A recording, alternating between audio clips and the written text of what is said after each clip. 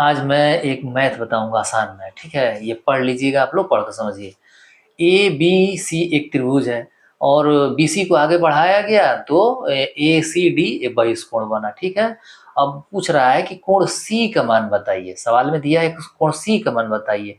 अब हम क्या है, एक किसी भी रेखाखंड या सरल रेखा पर, सीधी सरल रेखा पर 180 डिग्री कोण बनता है। उस पे एक एसी लाइन पड़ी हुई है, तो इसको दो भागों में बांट दिया मैंने कि दोनों का कोण योग कितना होगा, 180 होगा। इन दोनों का, इसका और इसका योग 180 डिग्री होगा। अब 180 में से 130 हटा देंगे तो जो बचेगा वही तो आएगा, 50 डिग्री। आंसर आ गया। ठीक है, अब यहाँ ये लिखा हुआ है कि किसी भी सरल रेखा पर 180 का कोण बनता है, तो ए सी बी प्लस ए सी डी बराबर 180 डिग्री।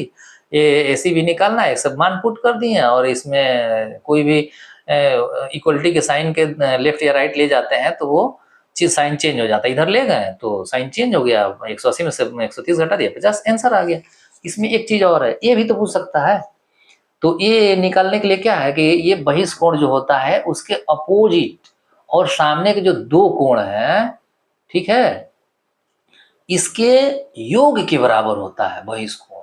ठीक है, तो मतलब कोण बी या कोण ए के बराबर। याद रखिएगा, बहिष्कोण क्या होता है, किसी त्रिभुज में उसके अपोजिट और सामने के जो दो कोण है इनके योग के बराबर होता है।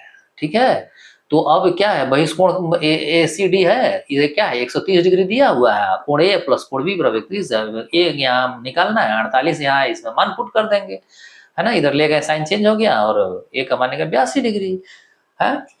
परीक्षा में हमेशा फिगर दिया है तो ठीक है, नहीं तो फिगर बना लेते हैं, है ना। खूब रिवाइज करिए और आप लोग मेरे चैनल को सब्सक्राइब करिए। आप लोग देख लेते हैं, सब्सक्राइब नहीं कर रहे हैं, मनोबल बढ़ाइए मेरा।